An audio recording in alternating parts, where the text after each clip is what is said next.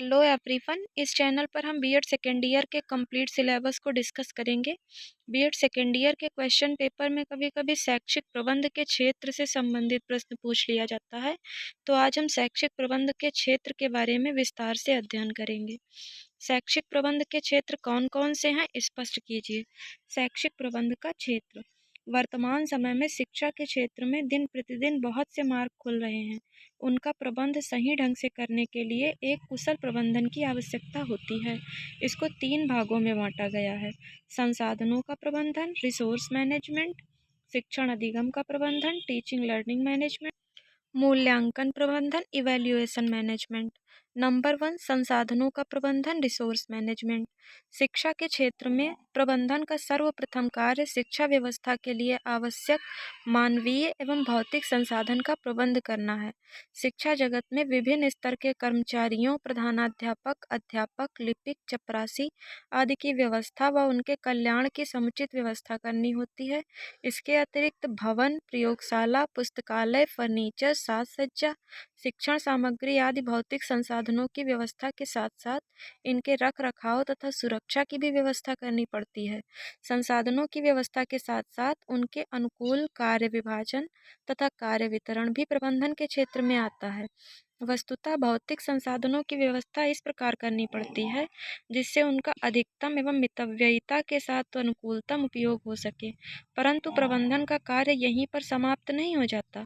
उसे यह भी देखना पड़ता है कि जिन कर्मचारियों को जो कार्य दिए गए हैं वे सफलतापूर्वक संपन्न हो रहे हैं अथवा नहीं। शिक्षण अधिगम का प्रबंधन। शिक्षण अधिगम के प्रबंधन का कार्य प्रमुख रूप से अध्यापकों से संबंधित होता है। इस हेतु शिक्षक ही प्रबंधकर्ता की भूमिका अदा करता है। इस दृष्टिकोण से अध्यापक को भी प्रबंधकर्ता कहा जा सकता है। शिक्षण अधिगम के प्रबंधन के लिए वह योजना बनाता है, व्यवस्था करता है, अग्रेसित करता है, संचालित करता है तथा नियंत्रण करता है। अध्यापक इन चारों ही कार्यों के लिए विभिन्न प्रकार की क्रियाएं करता है। शैक्षिक प्रबंध के अन्य कार्य।